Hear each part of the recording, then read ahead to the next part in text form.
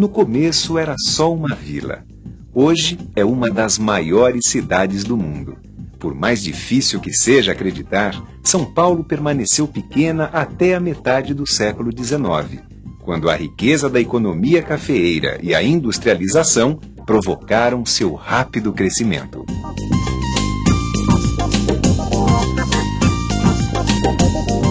Você vai conhecer essa história contada de um jeito bem especial, através da vasta iconografia de aquarelas, gravuras, fotografias, desenhos e outros documentos históricos existentes nos museus e acervos públicos do país.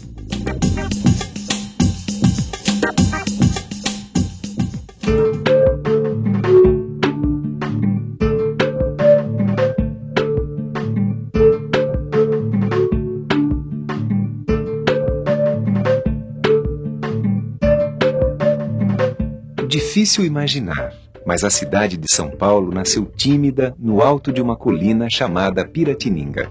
O ano era 1554.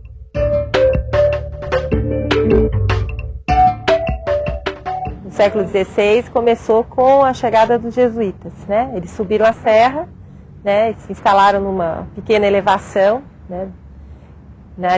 Entre o Anhangabaú e o Tamanduateí, e lá construíram uma primeira capela e desenvolveram um trabalho de catequese com as populações indígenas, né?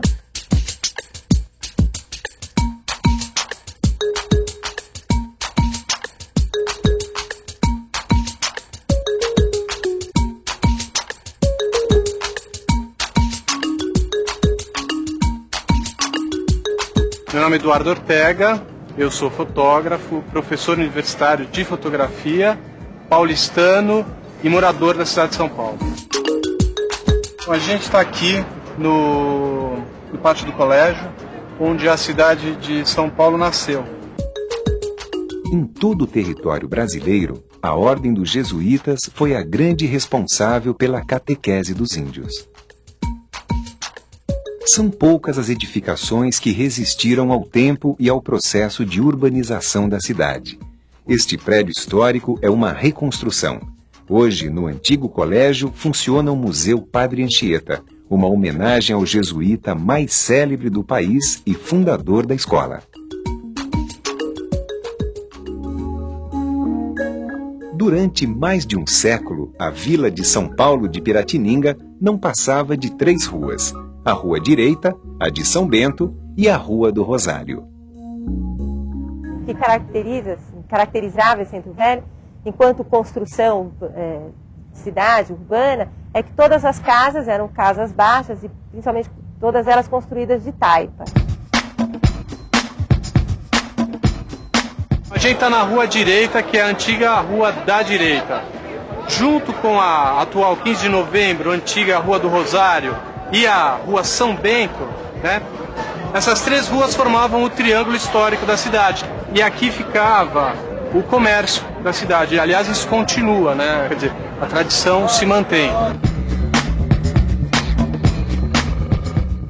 Hoje em dia, a juventude de hoje, se a gente pergunta para ela qual é o centro da cidade, eles geralmente olham com muito espanto, porque o centro da cidade de São Paulo não existe mais um centro único, né? Os centros estão dispersos pelos bairros, né? Cada um tem o seu centro de comércio e hoje não existe essa referência de centro.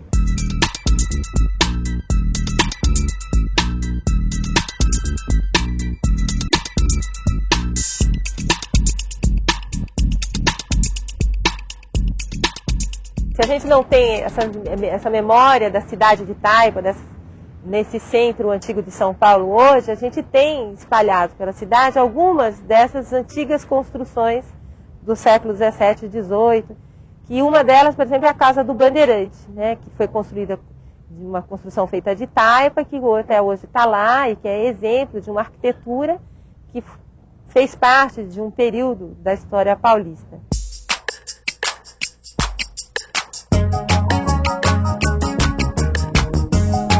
Bandeirantes, eles entravam, né, pelo território brasileiro com 2 finalidades.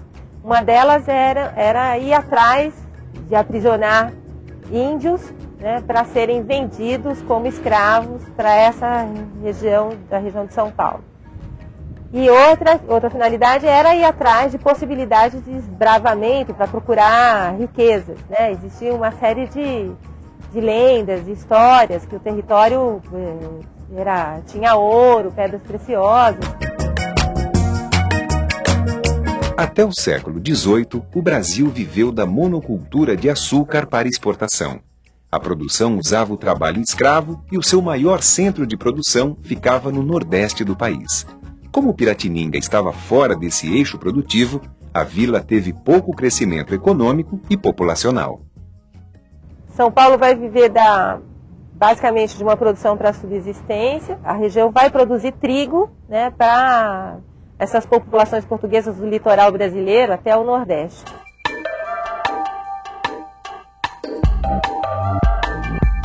A princípio, a descoberta de ouro em Minas Gerais paralisou ainda mais o desenvolvimento da região. Os paulistas, né, que foram os primeiros a se fixarem na região de Minas Gerais, eles se achavam donos do território e chegaram a entrar em conflitos com os portugueses, com os novos portugueses que vinham atrás, né, do enriquecimento rápido pelo ouro. E esses embates levou a uma série de mudanças, né, da história brasileira e dessa região. A primeira foi a separação da capitania. Era uma grande capitania, Rio, São Paulo, Minas Gerais, uma grande capitania, que foi subdividida, né? Então ficou Rio de Janeiro, Minas Gerais e São Paulo, capitanias distintas. São Paulo foi elevada à cidade em 1711 por conta disso, por conta dessa divisão. E ao mesmo tempo levou a um confronto entre os paulistas e essa nova população portuguesa, que é a famosa Guerra dos Emboabas, né? E que quem acaba perdendo são os próprios paulistas. A situação socioeconômica de São Paulo piorou em 1758, quando o Marquês de Pombal proibiu a escravidão indígena, que era a grande fonte econômica de muitos bandeirantes e mão de obra empregada na economia paulista. Do ponto de vista das populações indígenas, eles foram os grandes destruidores das nações indígenas aqui nessa região. No final do século XVIII, São Paulo passou por um lento crescimento econômico envolvendo sua economia agrícola e a criação de muares para abastecer a região mineradora. O relato de viajantes, como Aires do Casal, feito no início do século XIX, descreve um povoado construído com casas de taipa e de vida bastante bucólica. As ruas são calçadas espaçosas e boas. Os edifícios são de taipa, e como a terra tem grande tenacidade e é bem pilada, duram muitos anos. Outro cronista da cidade imperial, Quider, escreve: as sacadas são os lugares prediletos, tanto de homens como das mulheres, que aí vão gozar o frescor da manhã e da noite, ou assistir à passagem de procissões, ou ainda de qualquer ocorrência que desperte a atenção. Infelizmente, essa cidade antiga, essa cidade de Taipa, hoje não existe mais. Ela toda foi destruída nos processos de reconstrução da cidade, né?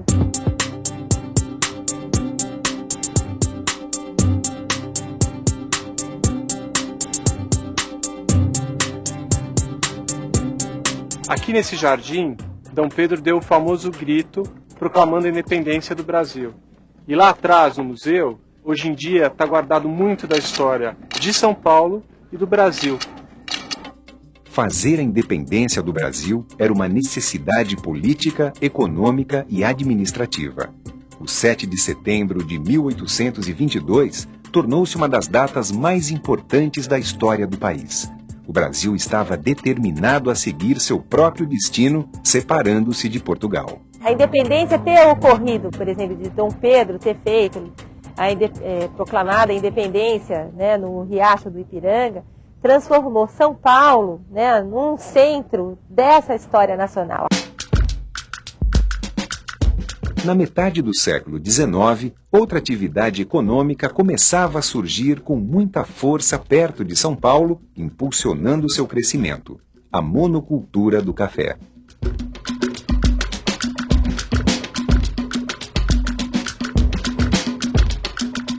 São Paulo vai ter seu cotidiano bem modificado com o crescimento da economia cafeeira, né? São Paulo vai enriquecer, as fazendas vão prosperar no Vale do Paraíba, depois vão se expandir para o Oeste Paulista, e os fazendeiros, a partir das últimas 2 décadas do século XIX, vão começar a construir as suas casas e trazer as suas famílias para a cidade de São Paulo, né?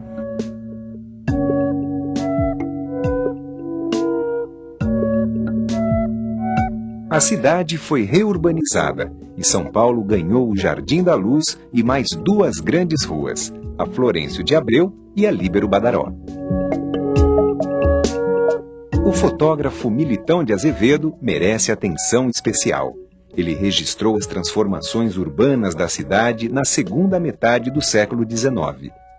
Militão de Azevedo é um fotógrafo que veio do Rio, na verdade ele é carioca, ele veio para São Paulo e ele faz a primeira reportagem fotográfica da cidade de São Paulo.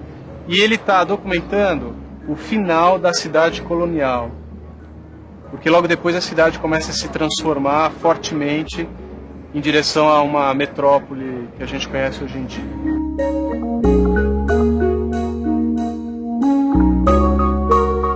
Sua principal obra editada é o álbum comparativo da cidade de São Paulo.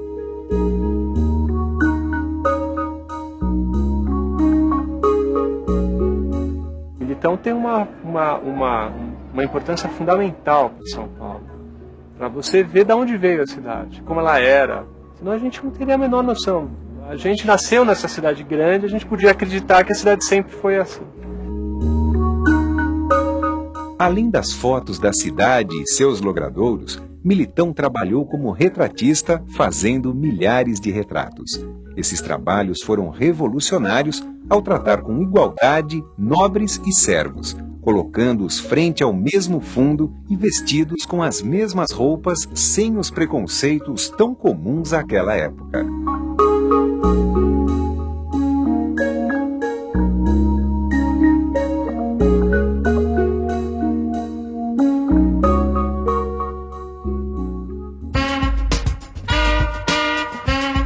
Com a riqueza acumulada durante o auge da economia do café, São Paulo prosperou. Foram implementadas linhas de bondes, iluminação a gás, uma estrada ligando o Porto de Santos à cidade e até um pequeno parque industrial. Mas algo já não se encaixava nos padrões capitalistas que estavam surgindo: o trabalho escravo. O Brasil é um dos últimos países que permanecem com uma mão de obra escrava e permanece até 1888, recebendo inúmeras pressões de vários países do mundo que pressionam para a libertação dos escravos, não só do ponto de vista de direitos, de humanidade, mas principalmente em função de uma economia capitalista que se alimenta com a presença fundamentalmente de um trabalhador livre. São Paulo vai viver esse grande dilema. Como fazer a passagem dessa transição, dessa mão de obra escrava para uma mão de obra livre?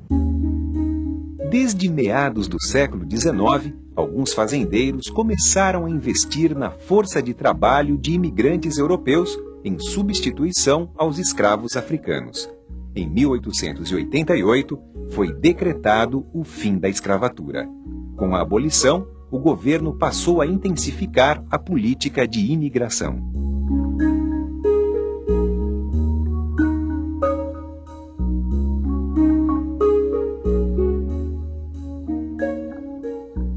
Dentro da Europa existia uma série de problemas em relação ao trabalhador, que ele estava passando por uma série de crises, de desemprego, fome no campo, principalmente na Itália, né, com o processo de reunificação. E a Itália vai ser potencialmente um dos países em que essa mão de obra vai se deslocar por necessidade, né, vai ser oferecida essa oportunidade deles virem para a América, enquanto a América sonha, né, de mudança de vida, de enriquecimento, né, e eles vão vir para o Brasil com essa esperança.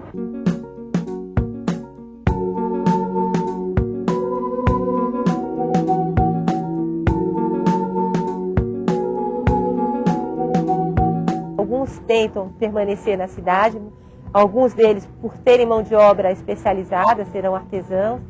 Alguns imigrantes já chegam aqui com capitais e vão ser também os pioneiros em algumas indústrias, principalmente indústrias alimentícias, em São Paulo, né, que é a história, por exemplo, da família Matarazzo, que vão enlatar as banhas, né, e vão vender as banhas, né, e que vão prosperar. E a cidade, com essa presença desses imigrantes, vai mudar. Os bairros que vão abrigar essas populações de imigrantes também crescem, como é o caso do Bom Retiro, né, do Bexiga, que vai para o Bexiga até hoje.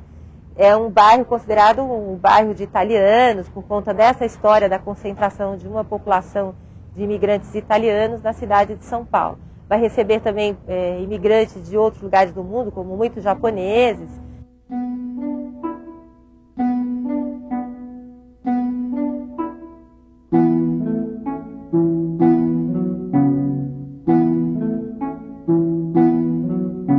A gente está aqui na Liberdade, e a Liberdade é o bairro japonês de São Paulo, e é a maior colônia japonesa fora do Japão, a maior colônia no mundo.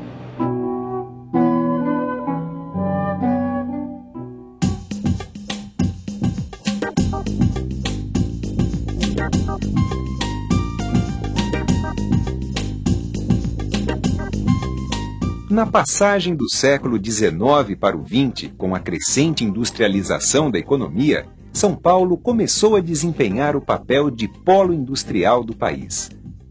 Os imigrantes italianos assumiram a liderança da forte e politizada classe trabalhadora paulista.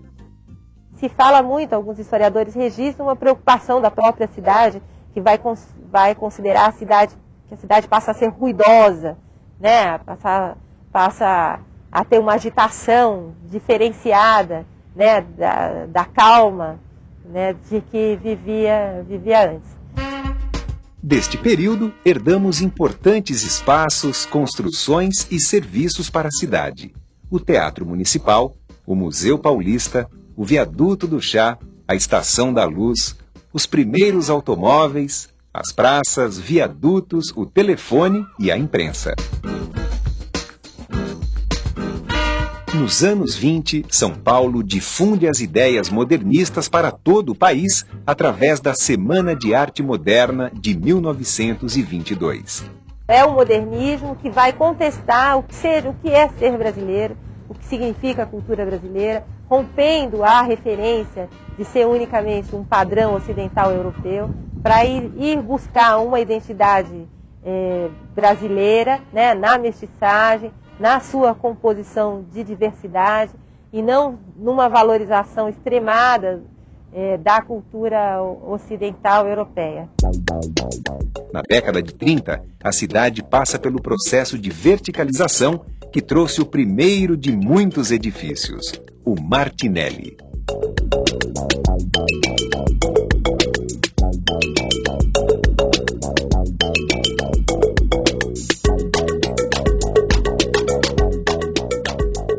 São Paulo e Minas Gerais vão revezar, né, no controle da política nacional, nesse período, né, denominado como sendo a República Velha, né.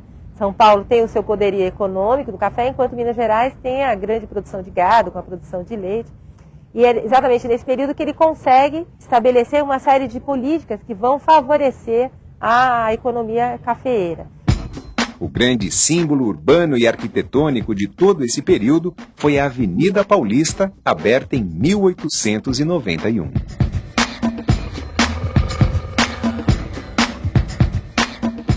Com o fim da República Velha, São Paulo vê o seu poder econômico, o seu poder político desestabilizado e, frente à presença fundamentalmente de Getúlio, né, que vai representar outras facções nacionais, e vai acabar se rebelando em 1932 com a Revolução Constitucionalista. Esse movimento se opunha à nomeação por Getúlio Vargas de um interventor para governar São Paulo, exigindo a convocação de uma constituinte. Em 1932, as forças paulistas foram derrotadas pelas tropas do governo federal. Mas um ano após, em 1933, o governo decretou a convocatória de uma eleição constituinte. Com o fim da República do Café com Leite e por ter perdido a Revolução Constitucionalista, né, de 1932, São Paulo fica querendo abrir espaços para que pudesse novamente ganhar esferas nacionais, né? Em meados do século XX, a criação da Universidade de São Paulo, do Museu de Arte, o MASP, a ampliação do Parque Industrial e a implantação da primeira televisão brasileira foram iniciativas que marcaram o grande desenvolvimento da capital paulista. A cidade passa a exercer influência determinante nos rumos da economia de todo o país. A cidade, a partir da década de 30, 40, 50 e fundamentalmente a partir da década de 70, 80, recebe um fluxo muito grande de uma população interna brasileira, que vem atrás dessa divulgação, dessa ideia de progresso que São Paulo divulga pelo Brasil inteiro, né, que é a cidade que não para, que é a cidade do progresso, a cidade da indústria, né? São Paulo se expande de modo intenso e descontrolado para suas periferias. As cidades operárias de Santo André, São Bernardo, São Caetano e Diadema, o Cinturão ABCD, são exemplos desse processo desordenado de inchamento urbano. Hoje, já não existe mais limite entre a cidade e seus arredores. A pobreza aumentou e a qualidade de vida diminuiu. A metrópole estava formada. São Paulo de hoje é uma megalópole, uma grande metrópole, ambígua, cheia de informação, né? Todo lado que você olha alguma coisa, uma cidade que pulsa, né? E tudo isso assusta as pessoas, né? Ela é uma cidade assustadora, mas eu acho, essa é a minha visão de um paulistano, que ela é assustadoramente bela. E como a cara da cidade mudou. Das casas de taipa dos bandeirantes até os dias de hoje, em que nem se consegue ver o horizonte, muita coisa mudou mesmo. Lembra daquele rio limpinho, onde se passeava de barco, o Tietê? E das lavadeiras que quaravam suas roupas nas margens do Tamanduateí?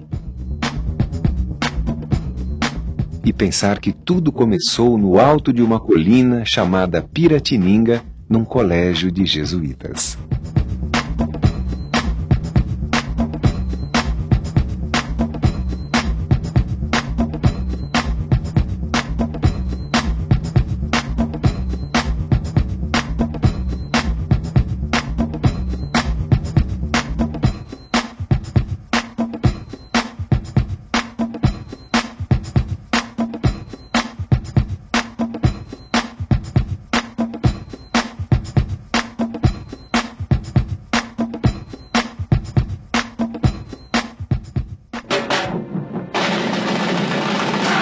Brasil, um país de todos.